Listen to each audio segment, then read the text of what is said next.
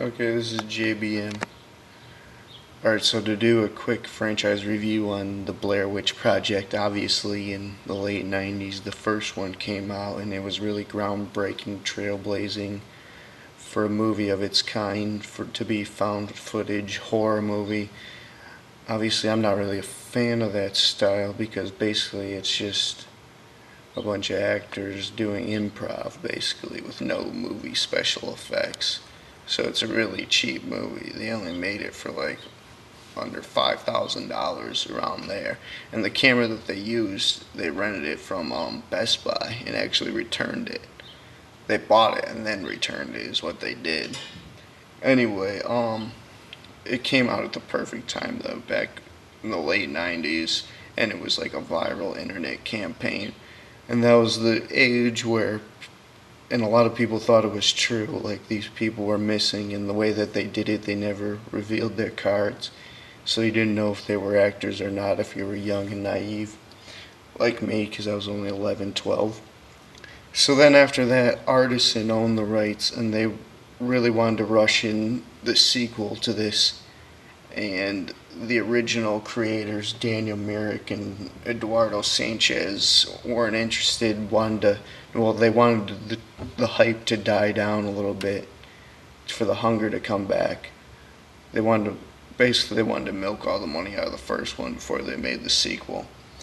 And so Artisan went behind the back because they owned the rights, and they pretty much cut him out of it. They gave him a producer credit, but they stated later that they had little to do with it.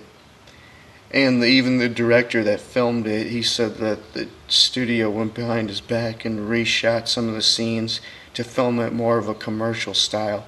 That's one of the biggest problems. They didn't do it this whole same way, not the ad campaign, not the film style. It wasn't found footage, it was shot commercial, standard Hollywood movie style. And that really hurt it, and the script kind of sucked. I'm not going to say it was the worst movie ever, but it gets you going at first. They get the group out there, they're like, alright, the legend of the Blair Witch, so they all go out there to get party and wasted, and then after that, they all get Quaalude poisoned. They all get lose their memory and wake up, and then they show found footage of what they all did that night, and it's just terrible. They even show one girl, Erica Learson, going around a pole naked, just terrible. From that point on, it just gets horrible. I really have to re-see it though. I haven't seen it since '05, in the mid-2000s.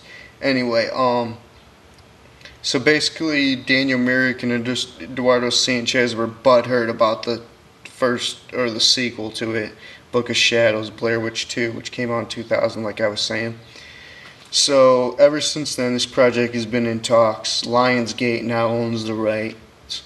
They're a huge titan. Oh my God, they just purchased Summit Entertainment, which owns Twilight, and there's also rumors that they're planning on resurrecting, or not resurrecting because they still haven't even finished the series of Twilight. The last movie appears in 2012 this year, Breaking Dawn Part 2, but they're going to reboot the whole franchise shortly thereafter. That's just a moneymaker. I don't know why Summit Entertainment, they got it for a pretty good deal too, only like 400, 500 million, somewhere in that range. Anyway, basically back on to basically the original creators were butthurt about the sequel, like I was saying. So their sequel is going to take place. It's going to be a direct sequel to the first movie, ignoring the second one, of course. This movie has been in development hell for over a decade, though. And the original script was...